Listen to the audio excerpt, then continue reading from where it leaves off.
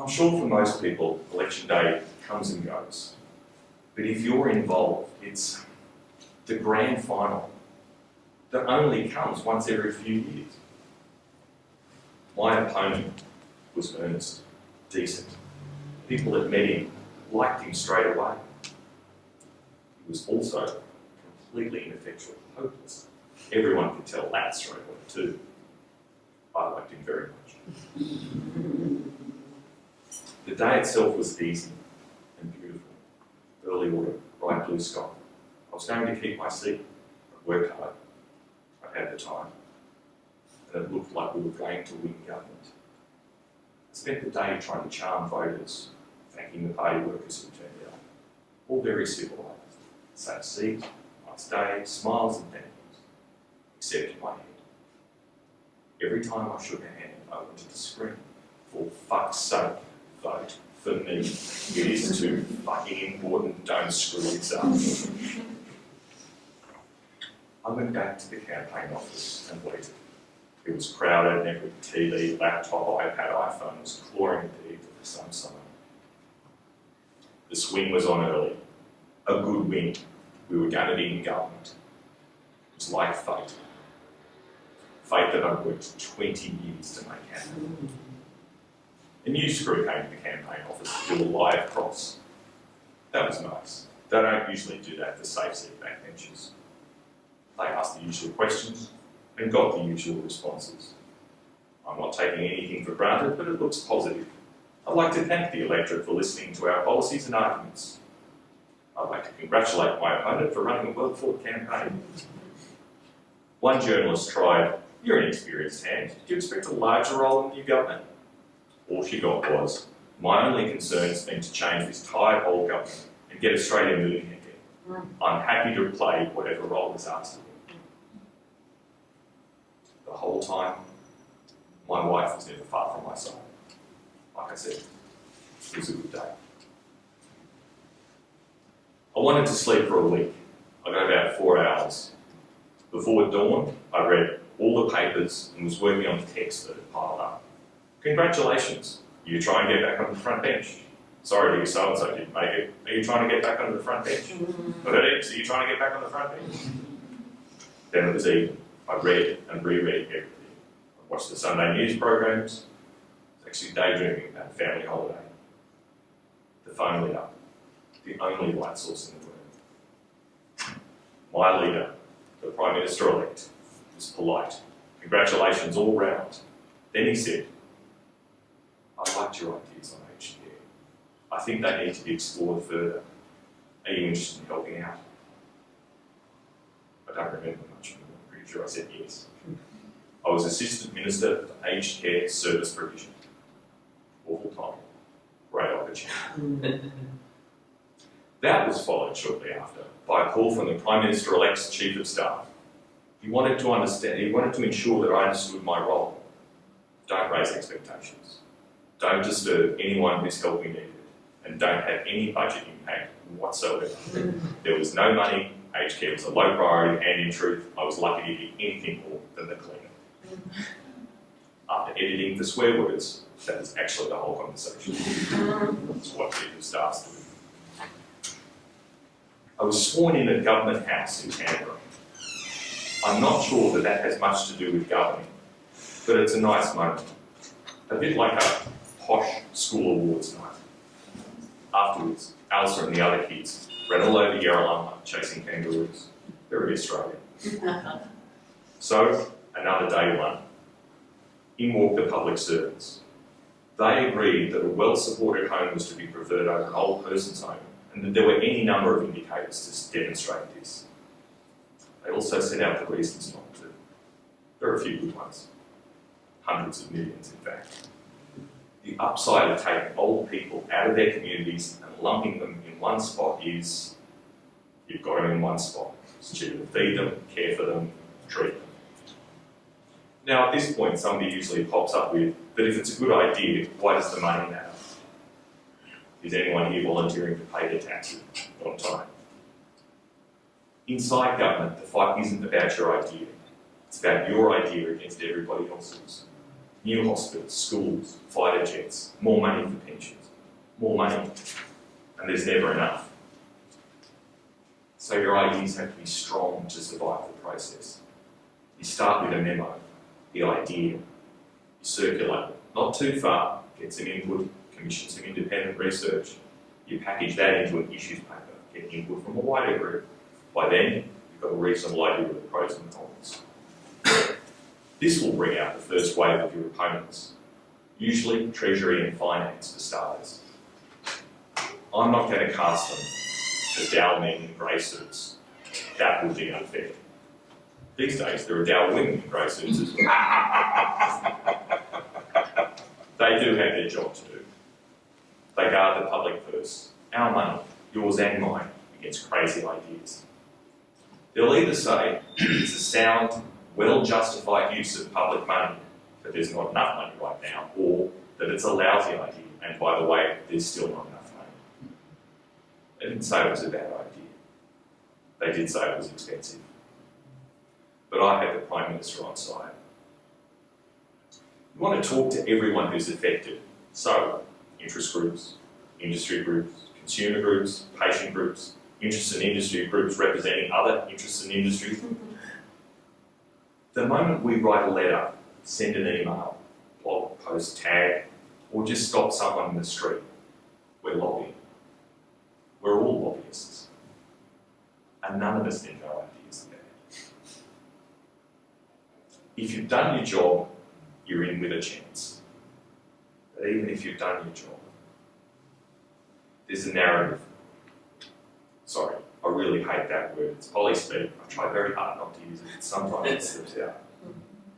There's a view going around that it's harder to get reform these days. The 24/7 media cycle, a tough Senate, obstructionist opposition, a more sophisticated electorate who's better at saying, leave things, my things alone. That narrative is crap. It's always been hard. Yes, you do need more stories to feed the media beast. As for the electorate opposing significant change, yes, they do. They always have.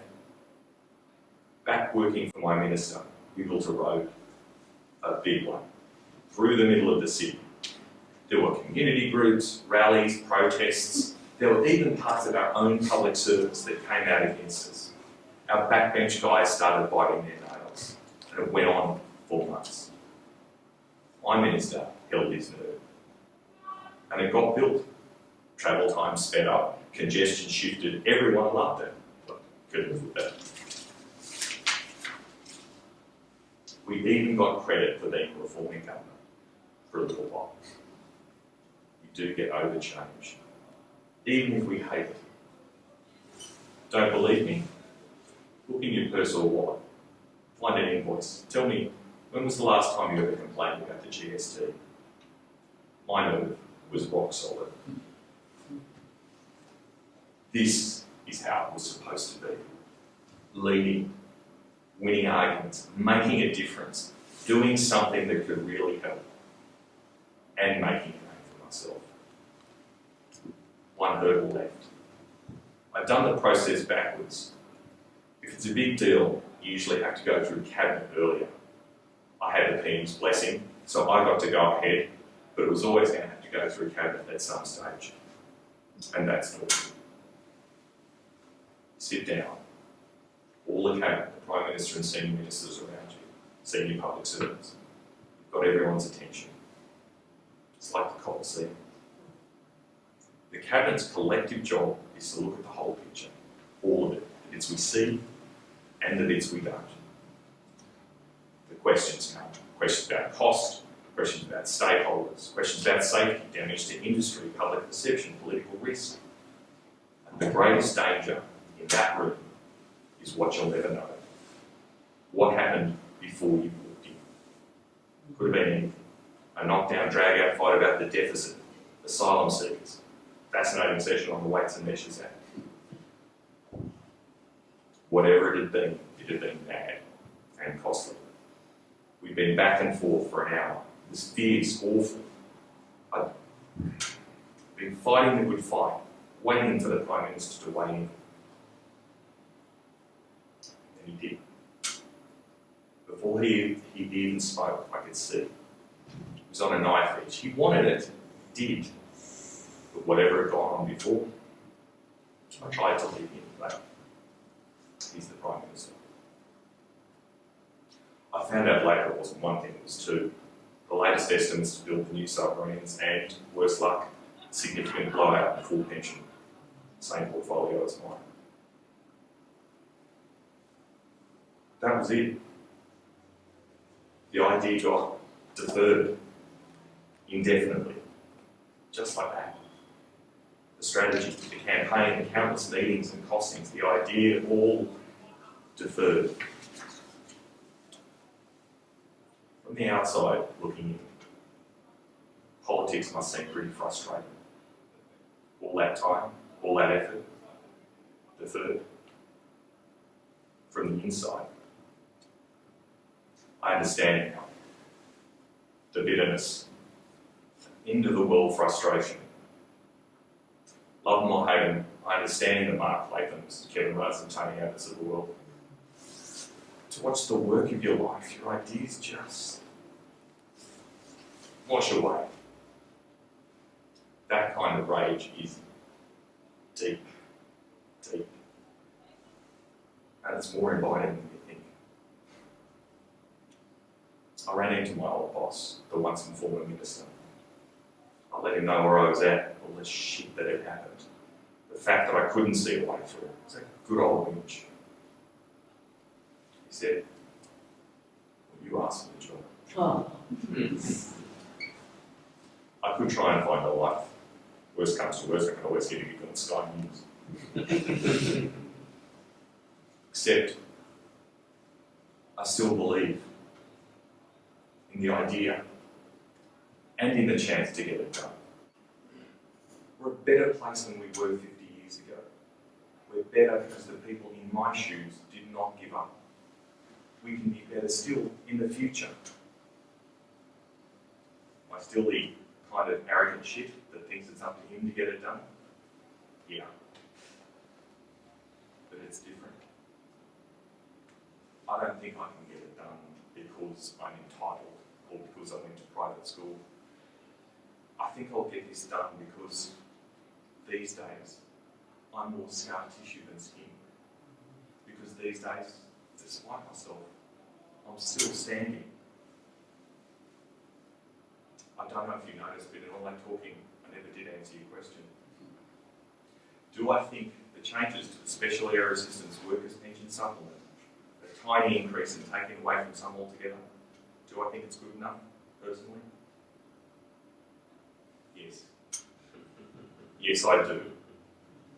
It's more money for those that actually need it. It's not much, but it's a cup of coffee. It's a few more groceries at Woolies. If it's raining, it's a taxi ride home instead of a bus. And yes, it does mean less for some, but we'll take it away from those who need it less. At least we'll try. Is it all that I can imagine? Quite clearly, no. Would it make my grandfather proud? I don't know. But he never worked in politics. It's good enough because it's what we can get now. It's what's possible today. And it doesn't mean that it's over, that I'm done. Tomorrow's another chance in whatever capacity. You don't have to believe it. I suspect you won't. You'll just have to wait and see. If you think that's a cop-out, fine. If you judge the actions of this government, fuck it. If you judge my actions wanting, fine. As long as you judge all of it, still pissed off, don't vote for me. But if you want something different, something more, marriage law, better treatment for refugees, a better environment, a better world, then you'll have to do more than just vote. If you want any of those things, then you do it.